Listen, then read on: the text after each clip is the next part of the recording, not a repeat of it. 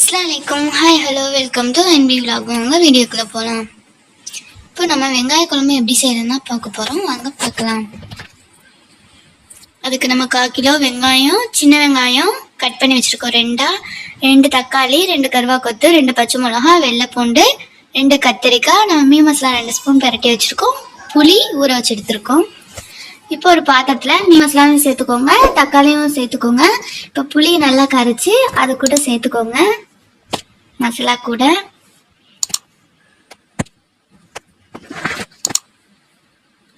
இப்போ நல்லா பிசைஞ்சு விட்டுக்கோங்க.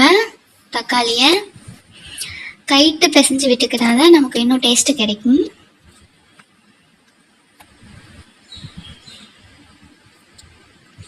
இப்போ கொஞ்சம் தண்ணி சேர்த்துக்கிறோங்க. இப்போ மிளகாயும் சேர்த்துட்டு ஸ்டவ் ஆன் பண்ணி பாத்திரம் வச்சுக்கலாம். பாத்திரம் சூடாகட்டும். இப்போ நம்ம எண்ணெய் சேர்த்துக்கலாம். 2 கரண்டி எண்ணெய் சூடாகவும் வெந்தயம் பெருஞ்சீரகம் 1 ஸ்பூன், கடுகு 1 ஸ்பூன் சேர்த்துட்டு பூண்டும் சேர்த்துக்கோங்க. நல்லா வதங்கவும் வெங்காயத்தை இது கூட சேர்த்துக்கோங்க.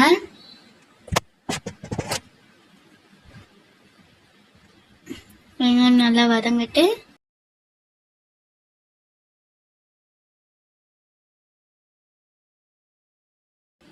கருவேப்பிலையும் சேர்த்துக்கோங்க.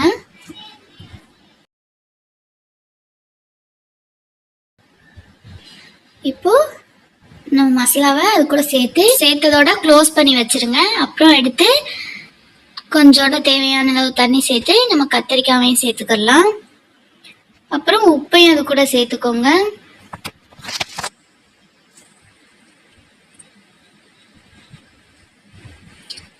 இப்போ நல்லா கிண்டி விட்டுட்டு க்ளோஸ் பண்ணி வச்சிருங்க. 10 minutes later. பாருங்க நல்லா கொதிச்சிருச்சு.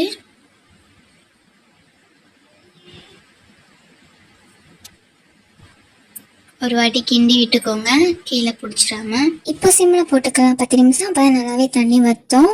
அப்போதான் உப்பு போட்டோம் பத்தல, அதனால இப்போ கொஞ்சம் உப்பு போட்டுக்கலாம். பாருங்க எண்ணெயெல்லாம் பிரிஞ்சு நல்லா வத்திருச்சு. சூப்பரா ரெடி ஆயிடுச்சு வெங்காய குழம்பு.